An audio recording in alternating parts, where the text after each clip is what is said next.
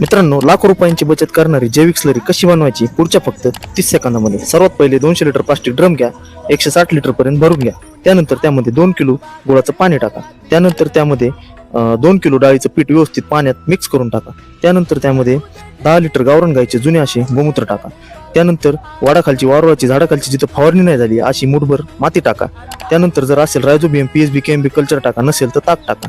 मातीतील घातक बुरशी नायनाट करण्यासाठी ट्रायकोडर्मा पावडर टाका. नसेल तर 2 लिटर ताक टाका.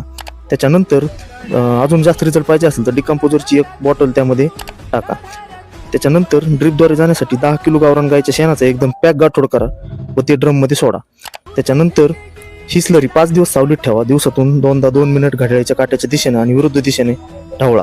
त्यानंतर 5 दिवसांनी बनल्यावर ही स्लरी 200 लिटर याप्रमाणे एकरी ड्रिपद्वारे पाण्यानं सोडू शकता. त्यानंतर ह्या स्लरीचे फायदे काय? मातीतील सर्व अन्नद्रव्य पिकाला उपलब्ध होतात. जमिनीची सुपीकता आणि सजीवपणा सुधारतो. पिकांची मुळांची वाढ जोमानं होते. सूक्ष्म अन्नद्रव्य मिळतात. रासायनिक खतावरील अवलंबन कमी होते. अजून डिटेल माहितीसाठी खाली दिलेल्या लिंकवर क्लिक करा. व्हिडिओ आवडल्यास व्हिडिओला लाईक आणि आजच आपल्या चॅनलला सबस्क्राईब करून घ्या.